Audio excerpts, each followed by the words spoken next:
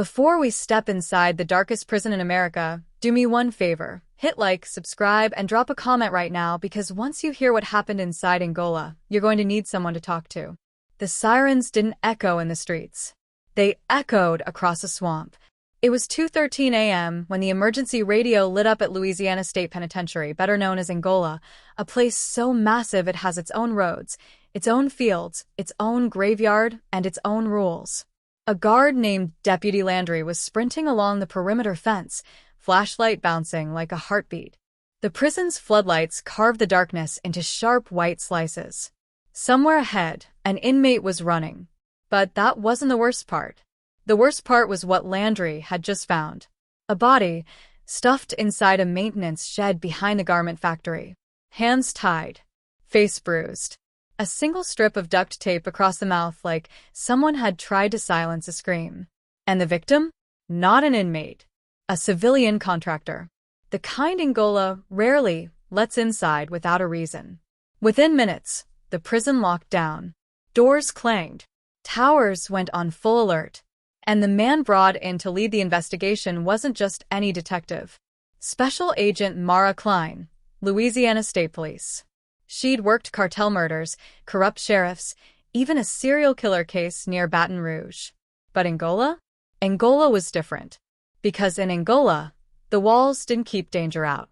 They kept secrets in. Mara walked the crime scene with a grim-faced warden and a silence that felt rehearsed.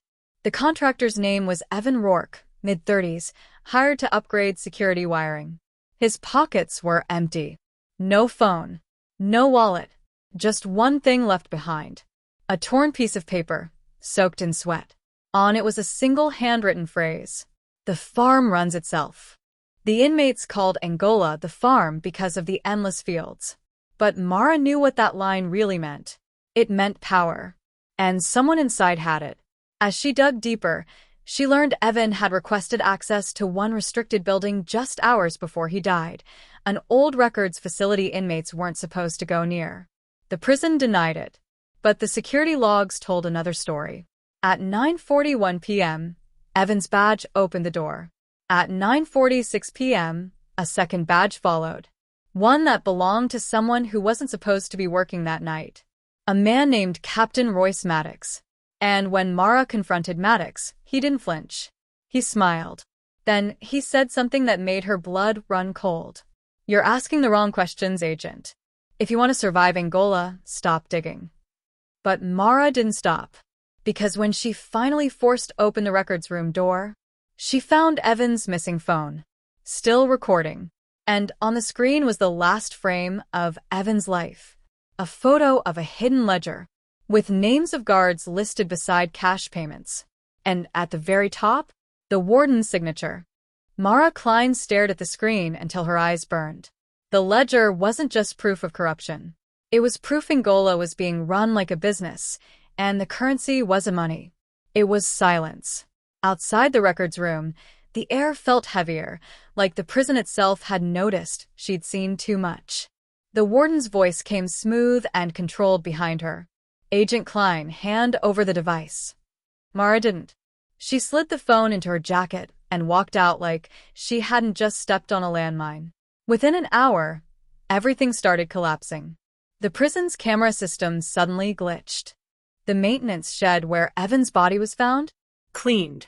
The logs? Corrupted. And the inmate who was seen near the garment factory, an older lifer named Jerome J-Box Dugas, was moved to solitary before Mara could question him. When Mara demanded to see him, Captain Maddox blocked her path. "You don't understand," he said quietly. "This place eats people. It doesn't matter if you're wearing a badge or a jumpsuit." That night, Mara returned to her motel off Highway 66, 10 miles from Angola. She uploaded the ledger photo to a secure server and sent a message to her supervisor. "If I disappear, it's Angola." At 3:08 a.m., her motel door exploded inward.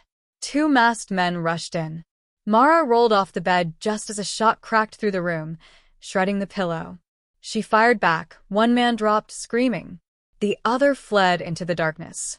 When local deputies arrived, they acted confused. But Mara saw it in their eyes. They weren't surprised. They were afraid. The next morning, Mara went back to Angola with one goal: get to Jerome Dugas. She demanded the solitary wing. The warden refused. So Mara pulled a move that made every guard stiffen. She called the FBI in front of them. Within an hour, federal agents were en route. And suddenly, the warden changed his mind. Jerome Dugas sat behind thick glass, his face lined with years of survival. He leaned close to the phone and whispered, "Evan wasn't killed for what he saw. He was killed for what he took." Mara's stomach tightened. What did he take? Jerome's eyes flicked toward the ceiling camera. "A list," he said. "A list of inmates who weren't supposed to be here anymore." Mara froze. Dead men. Men officially reported as transferred or released or deceased. But still inside. Jerome swallowed hard. They use Angola like a warehouse. People vanish in here. The paperwork says one thing, the ground says another. Mara felt the room tilt. Then Jerome said the sentence that ended the case and started a war. "You want the truth? Go to the cemetery. Look for the graves with no names." Mara left solitary and walked straight toward Angola's prison graveyard, rows of white crosses stretching into the swampy horizon. And when she reached the newest row, she saw it. 3 fresh graves. No names. No numbers. Just blank crosses. And the dirt on one of them was still wet, as if someone had been buried there less than an hour ago. If you think this story was intense, you're not ready for the next one. Hit subscribe so you don't miss it.